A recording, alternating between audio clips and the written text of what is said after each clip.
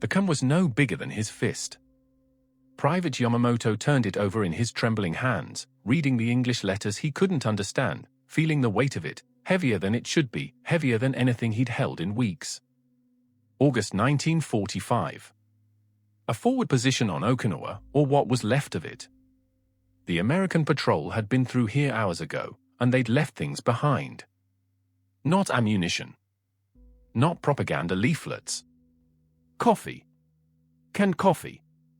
He pressed the sharp edge of his bayonet against the tin and worked it around the rim until the seal broke with a soft hiss that sounded like surrender itself. The smell hit him first, rich, dark, impossibly fresh. Coffee. Real coffee. In a can. His hands shook harder now, not from hunger but from understanding.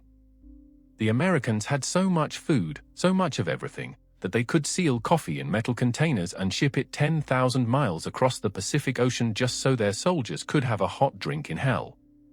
Don't let history be forgotten. Subscribe to the channel so these stories live on. This wasn't about one can. This was about what that can represented. An industrial miracle. A statement of power so casual, so overwhelming, that it needed no translation.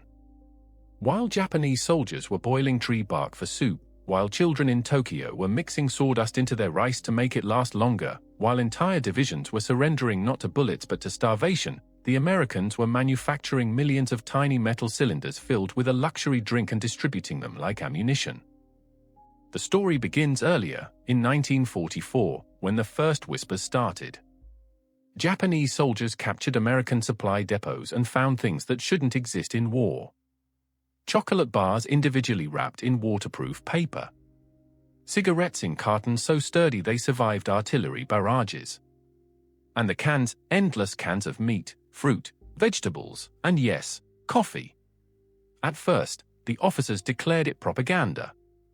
The Americans were trying to demoralize Japanese forces by leaving fake supplies behind. No nation at war could afford such waste. But the cans were real. The food inside was real. And when starving soldiers opened them and tasted plenty in the middle of hell, something fundamental broke inside the Japanese military machine. Private Tanaka wrote in his diary, "Discovered after the war, we found their garbage pile. Even their trash eats better than our officers." The psychological warfare wasn't intentional. It was worse than that. It was accidental. The Americans weren't trying to break Japanese morale with their abundance, they simply had so much that they could afford to be careless with it. Consider the mathematics of impossibility. A single B-29 Superfortress bomber cost more than $500,000 to build, the price of a small city. America built almost 4,000 of them. Each one could carry 20,000 pounds of bombs or, when configured for it, supplies.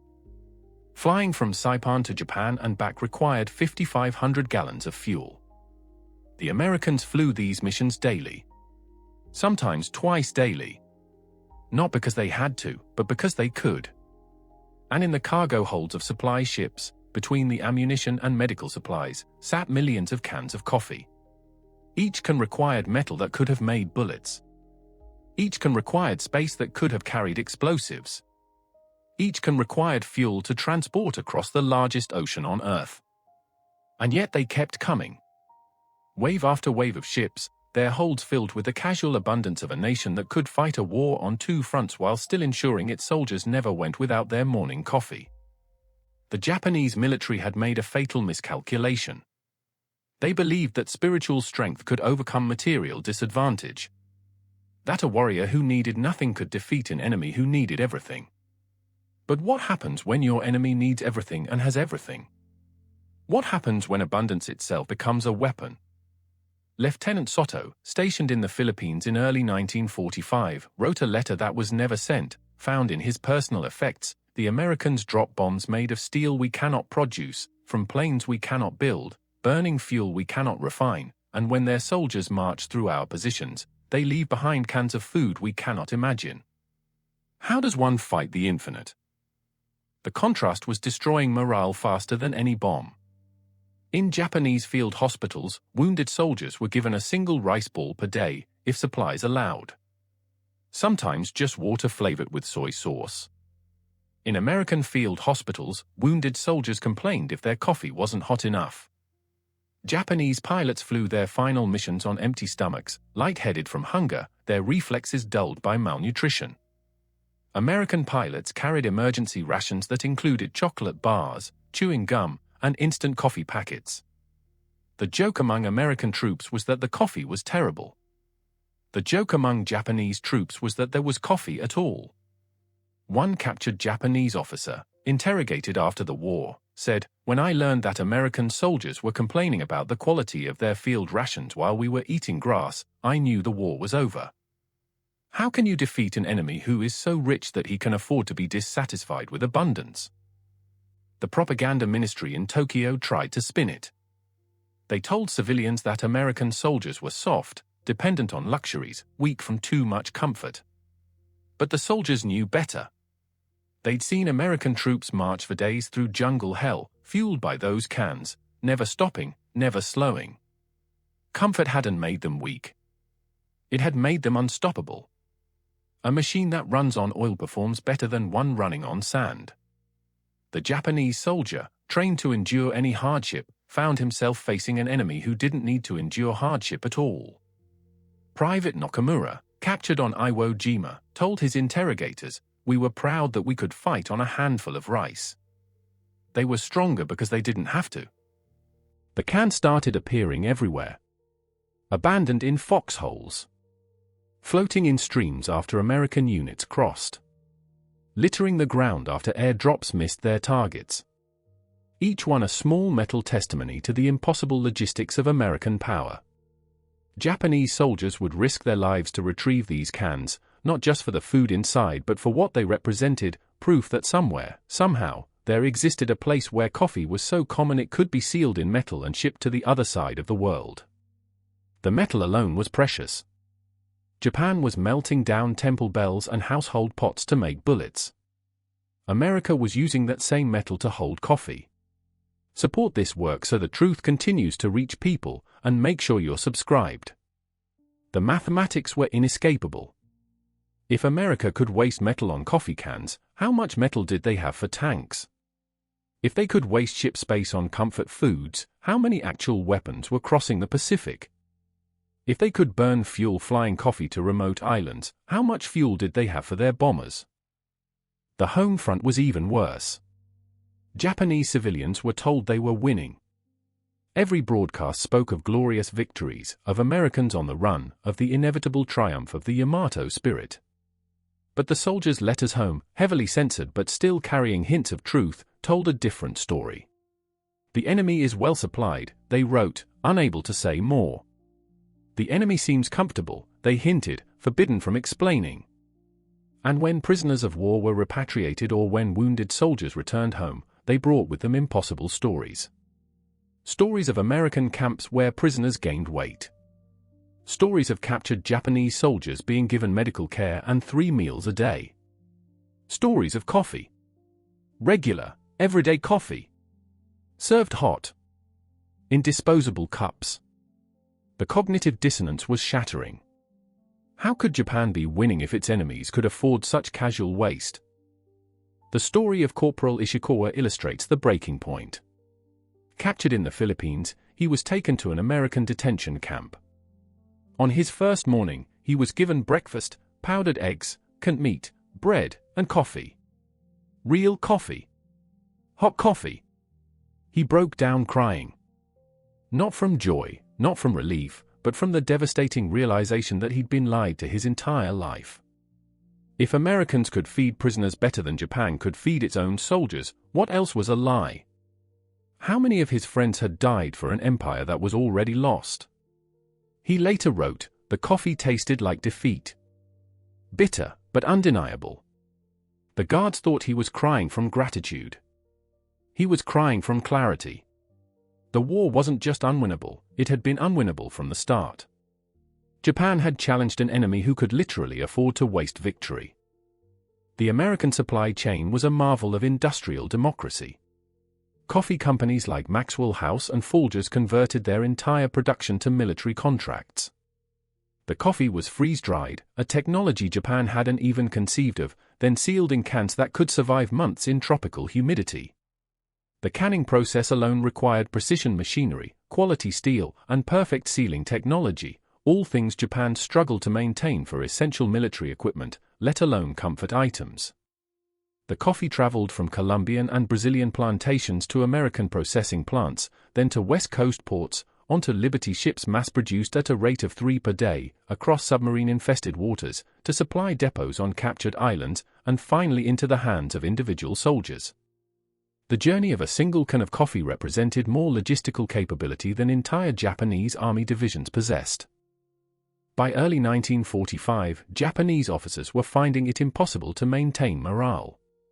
Soldiers who had been told they were the superior race, the chosen warriors of the emperor, were facing an enemy who fought with full stomachs and hot coffee. The myth of spiritual superiority crumbled against the reality of material abundance. You cannot fight steel with spirit when the enemy has both. You cannot overcome technology with courage when the enemy's technology extends even to their coffee. Captain Yoshida, in a report to high command that was immediately classified and hidden until after the war, wrote, "The enemy's strength is not in their weapons but in their ability to make war seem normal. They fight as if it's a job, not a holy mission. They take coffee breaks during battles. They complain about the food while having more than we can imagine. They are not desperate. Desperate enemies can be defeated. Comfortable enemies cannot." The black market in Japanese-occupied territories began trading American cans as currency. A single can of coffee could buy more rice than a month's military salary.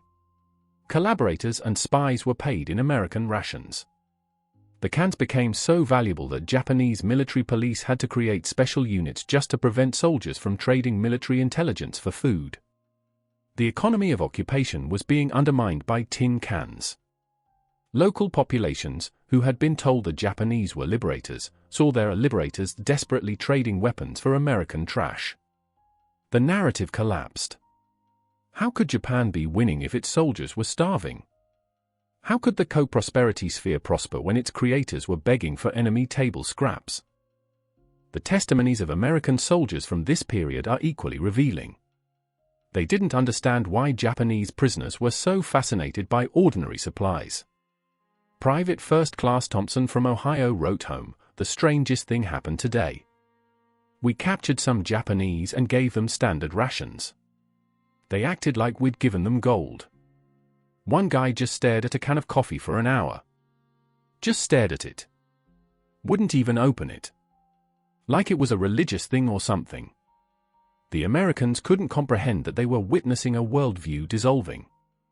Each can was proof that everything these soldiers had been taught was wrong. Their emperor was not divine. Their cause was not just. Their victory was not inevitable. The coffee was proof. Liquid, caffeinated proof. The Japanese government knew. By mid-1945, internal reports spoke of a resource gap that was unbridgeable.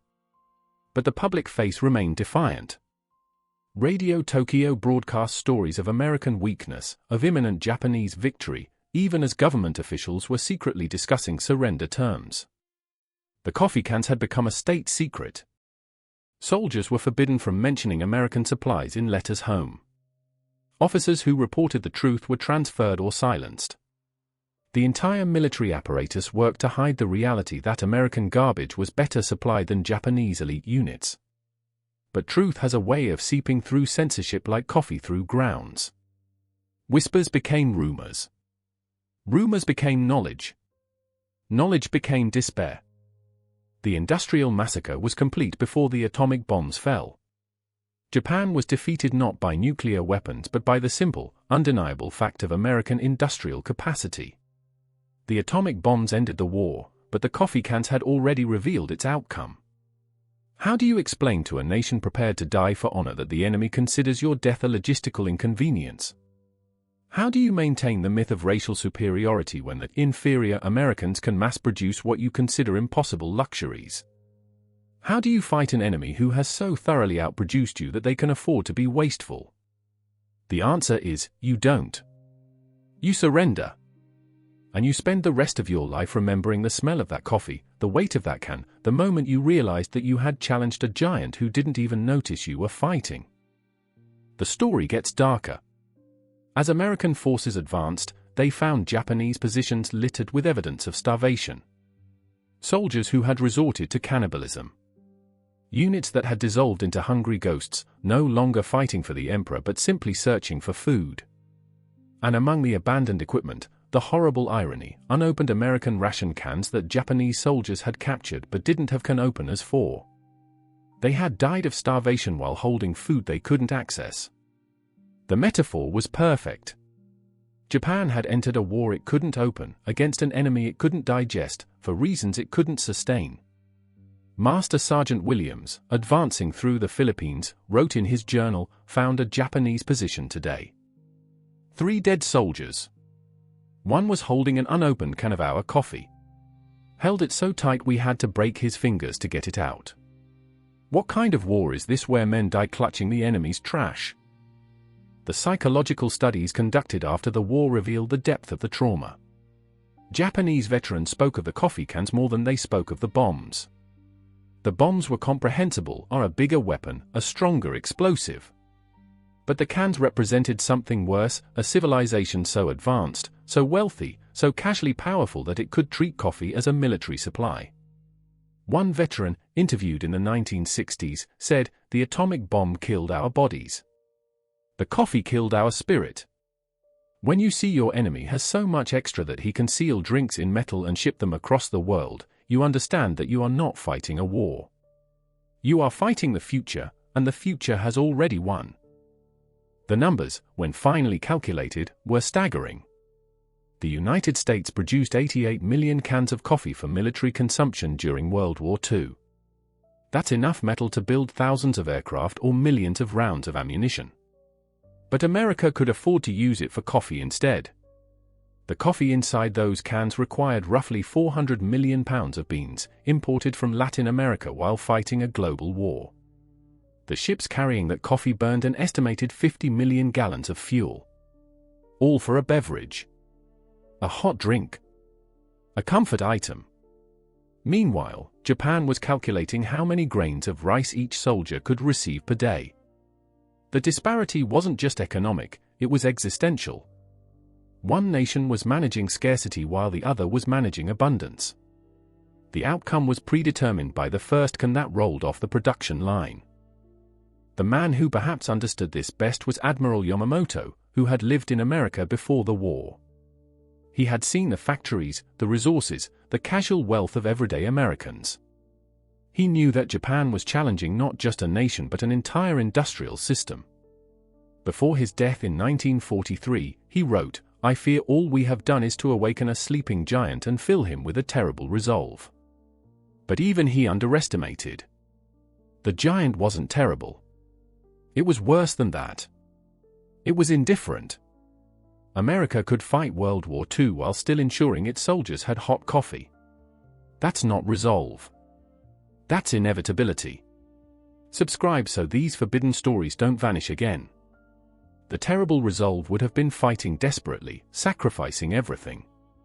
Instead, America fought comfortably, maintaining such a surplus that coffee became standard military issue. The last testimonies are the most haunting. Elderly Japanese veterans, interviewed decades after the war, still speak of the cans with a mixture of awe and trauma. One says, "I still can't drink coffee. The smell reminds me of the moment I understood we had lost." Another, "My grandson complains when his coffee is cold.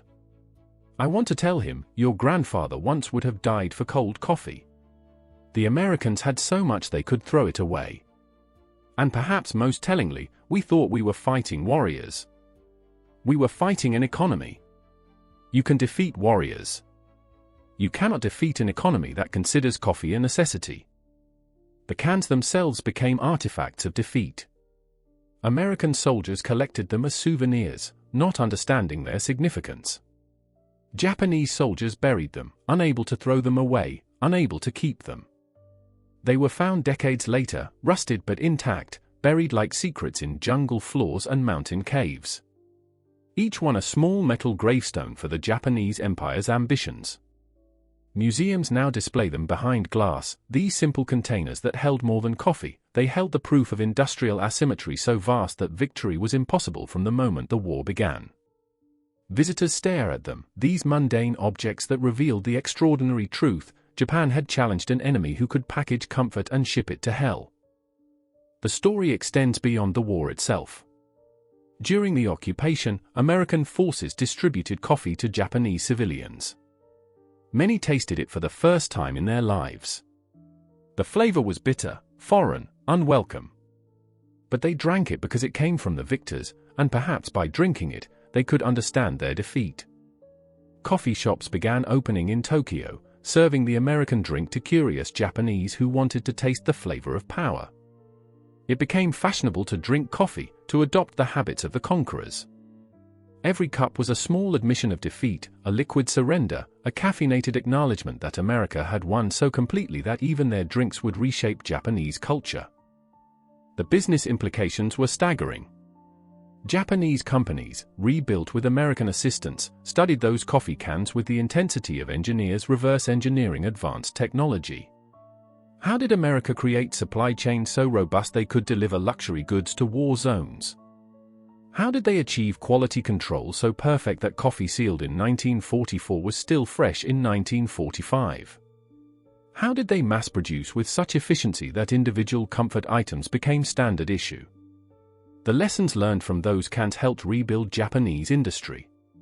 Toyota's just-in-time manufacturing, Sony's quality control, the entire Japanese economic miracle, all of it traced back to executives staring at American coffee cans and understanding that industrial superiority wasn't about working harder. It was about systems, processes, and scales that Japan had never imagined possible. One story captures the entire tragedy. Lieutenant Colonel Nakamura, a career officer who had graduated from military academy with honors, surrendered his sword to an American captain in September 1945. The American, trying to be respectful, offered him coffee from his personal supply. Nakamura took the can, held it, and began to laugh. Not the laughter of joy or madness, but the laughter of cosmic understanding. He laughed until tears streamed down his face, until his subordinates grew uncomfortable, until the American captain asked if he was all right. When he finally stopped, he said in broken English, "For years. For years we fight. For 4 years, you had this. Always had this. We never had chance." The captain, not understanding the full weight of the moment, simply nodded and said, "It's just coffee." But it wasn't just coffee. It was the entire war condensed into a 12-ounce can. The horror wasn't the bombing. The horror wasn't the dying. The horror was the realization that it had all been pointless from the start. Every banzai charge, every kamikaze mission, every mother who gave her son to the emperor, all of it had been a waste. Not a noble waste, not a tragic waste, but a stupid waste. They had challenged an enemy who could fight a war while maintaining coffee service. It would be like a village challenging a tsunami with buckets, like a candle challenging the sun. The disparity was so vast that courage became irrelevance, honor became meaninglessness, and sacrifice became simple waste. The coffee cans proved that Japan hadn't just lost the war, they had never been in a real war at all. They had been in a one-sided industrial demonstration that they had mistaken for a contest.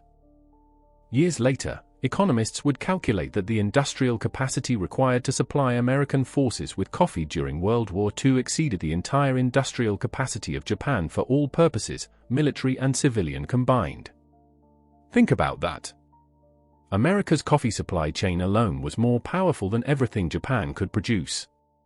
The metal used for coffee cans could have built a fleet. The fuel used to transport coffee could have powered an air force. The money spent on coffee beans could have funded multiple military campaigns. But America didn't need to make those choices. They could have coffee and fleets, coffee and air forces, coffee and endless campaigns. That's what the cans really represented, not just abundance, but abundance so vast that trade-offs became unnecessary.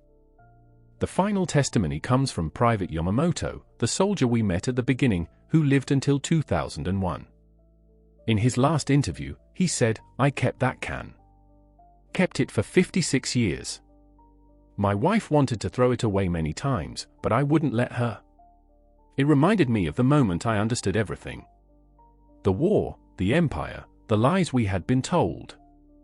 All revealed by coffee in a can. People ask me about the war, about the battles, about the bombs. But I tell them about the coffee. Because the coffee was the truth. The bombs were just the punctuation. He died holding that can, rusted and empty, but still heavy with meaning. His children found dozens more in his closet, collected over the years from other veterans who couldn't bear to keep them but couldn't bear to throw them away. A shrine of tin cans, each one a small metal proof of impossibility overcome by industrial might. The legacy lives on in unexpected ways. Japan is now one of the world's largest consumers of canned coffee, a multi-billion-dollar industry that would seem insane to anyone who lived through 1945. Vending machines on every corner dispense hot and cold coffee in cans, a casual abundance that would have ended the war instantly if Japanese soldiers could have seen it. The irony is complete. The nation that discovered its defeat through canned coffee now produces and consumes more canned coffee than any other country on earth. Every vending machine is a monument to lessons learned. Every can sold is a small acknowledgement that the future belongs to those who can make the impossible seem ordinary. But there's a darker thread to follow. The canned coffee revealed a truth about modern warfare that extends beyond World War II. Wars are not won by the brave but by the productive. Not by those willing to die but by those able to live comfortably while killing. The American way of war, revealed in those coffee cans, was to overwhelm through abundance rather than overcome through sacrifice. It's a lesson written in metal and caffeine. Industrial capacity is military capacity, logistics is strategy, and the ability to provide comfort in hell is the ultimate expression of power. Every subsequent American military intervention has followed this pattern, overwhelming material superiority making individual courage irrelevant. The coffee cans predicted Vietnam's helicopters, Iraq's smart bombs, Afghanistan's drone strikes. Always the same story, an enemy fighting for survival against an opponent fighting with surplus. The philosophical implications disturb even now. What does it mean when victory is predetermined by industrial capacity? What value does courage have when the enemy's garbage is better equipped than your elite forces? How do you honor sacrifice when that sacrifice was always pointless? Japan has never fully answered these questions. The museums speak of honor and duty, but fall silent at the display cases of American ration cans. The textbooks describe battles and strategies, but avoid mentioning that Japanese soldiers were starving while Americans were choosing between coffee brands. The memorial services honor the dead, but cannot explain why they had to die against an enemy who was never truly threatened. The coffee cans remain, rusted accusations that some truths are too bitter to swallow, even 75 years later. In the end, the story of the coffee cans is not about coffee at all. It's about the moment when reality pierces through propaganda, when truth dissolves delusion, when a simple object reveals an empire of lies. Every Japanese soldier who opened an American coffee can experienced a personal apocalypse, the end of their world as they understood it. The metal hiss of the opening can was the sound of mythology dying. The bitter aroma was the smell of defeat that had always been there, waiting to be discovered. The taste was liquid truth. Japan had challenged a giant who didn't even notice the challenge, fought a war against an enemy who could wage it while comfortable, sacrificed everything against an opponent who sacrificed nothing that mattered. The bitter taste of canned coffee lingered longer than the echoes of war, proof that the empire was already lost.